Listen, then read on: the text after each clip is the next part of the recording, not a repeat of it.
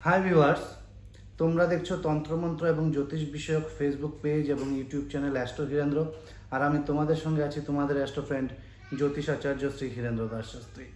আজকে আমি এখানে আলোচনা করব দূর থেকে কিভাবে তীব্র বশীকরণ করা যায় দুজন ব্যক্তির মধ্যে শুধুমাত্র নাম দিয়ে। দুজন ব্যক্তি যদি একজন এক দেশে একজন অন্য দেশেও থাকেন, অর্থাৎ একজন ধরুন ভারতবর্ষে একজন ইংল্যান্ডে, এত দূরেও যদি থাকে, তবুও কিন্তু শুধু নাম দিয়ে আপনারা তীব্র থেকে তীব্র এই বশীকরণ ক্রিয়াটি করতে পারেন। তো যাই হোক, আপনারা প্রথমবার যারা দেখছেন আমার পেজটিকে অবশ্যই ফলো এবং লাইক করবেন। ইউটিউবে যারা দেখছেন অবশ্যই কিন্তু সাবস্ক্রাইব করবেন।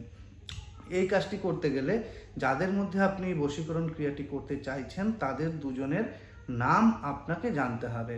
এবার তাদের যদি ফটো আপনার কাছে থাকে সেক্ষেত্রেও হবে, ফটো যদি না থাকে সেক্ষেত্রে বাবা এবং মায়ের নাম দিয়ে আপনারা এই কাজটি করতে পারেন।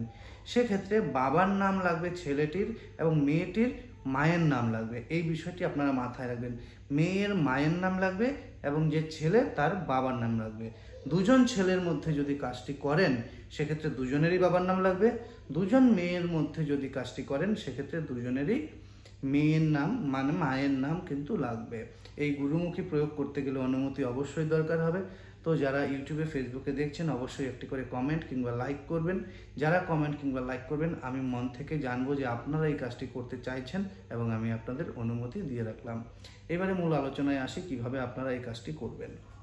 সর্বপ্রথম একটি ভূর্জপত্র নেবেন।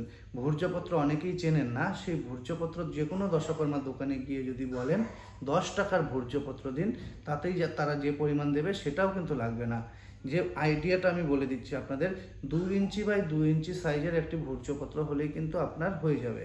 এবার 2 ইঞ্চি বাই 2 ইঞ্চি সেই ভূর্জপত্রের মধ্যে আপনারা কালী মন্দিরের পুজো হয়ে যাওয়া আলতা দিয়ে এবং ডালিম গাছের ডাল দিয়ে আপনাদের প্রথমে যিনি বশীকরণ করছেন তার নাম, তার নিচে তার যদি ছেলের নাম হয় এরকম লিখবেন রাম, এখানে লিখবেন পিতা অমুক, নিচে রামের যাকে ভালোবাসে তার নাম ধরুন সীতা, মায়ের নাম অমুক। ঠিক এইভাবে আপনাকে কিন্তু এখানে লেখাটি লিখতে হবে। যাই হোক, এই লেখাটি হয়ে গেলে বাকি আপনাকে কাজটি করতে হবে। সেটি হচ্ছে এই যে আপনি লেখাটি লিখলেন সেটিকে ভালো করে ভাঁজ করে নিয়ে, শুকিয়ে যাওয়ার পর ভালো করে ভাঁজ করে নিয়ে আপনাকে আটার একটি বলের মতো তৈরি করে তার মধ্যে ভরে দিতে হবে এবং সেটিকে আগুনে পোড়াতে হবে অন্তত 1 থেকে 2 ঘন্টা। এটি যত বেশি গরম হবে, যত বেশি এটি জ্বলবে, আপনি যাকে বশীভূত করছেন সেই ব্যক্তি কিন্তু আপনার জন্য তত বেশি উতলা হয়ে যাবে। এই কাজটি কন্টিনিউ আপনাকে যেদিন থেকে শুরু করবেন তারপর কন্টিনিউ 21 দিন চালিয়ে যেতে হবে। শুক্লপক্ষের প্রথম শুক্রবার কিংবা রোববার দিন কাজটি শুরু করবেন, টানা 21 দিন আপনি এই কাজটি চালিয়ে যাবেন। করুন, অতি অবশ্যই কিন্তু ফল পাবেন।